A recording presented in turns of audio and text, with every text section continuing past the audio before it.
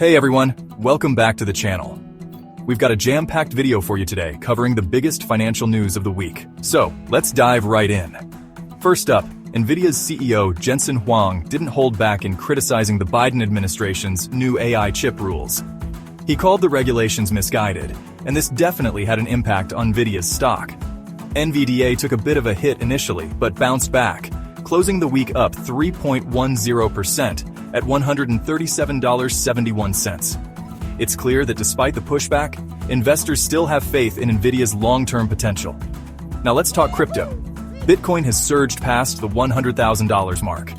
This massive rebound came just before Trump's inauguration, hinting at a possible link between Trump's return and renewed investor confidence. Ethereum also saw gains, closing at $3,389.48, up 3.42%.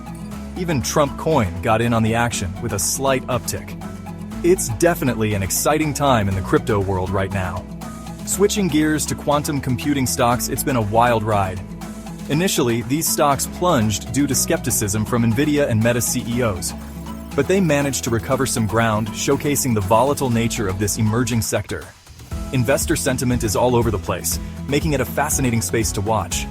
In other market news, Snap Inc. closed at $10.86, down 3.21%, while Meta Platforms Inc. saw a slight increase, closing at $612.77, up 0.24%. It's always good to keep an eye on these tech giants for a broader market perspective. And before we wrap up, a few more headlines to keep you in the loop. JP Chase CEO Jamie Dimon has identified the two biggest risks to the economy. Costco is standing firm on its commitment to diversity, equity, and inclusion initiatives. Capital One is facing a lawsuit for allegedly underpaying interest on savings accounts. And finally, JP Morgan predicts growth potential for Solana and XRP ETFs. That's it for this week's highlights. If you found this video helpful, don't forget to like, subscribe, and hit that notification bell so you never miss an update. Thanks for watching, and I'll see you in the next one.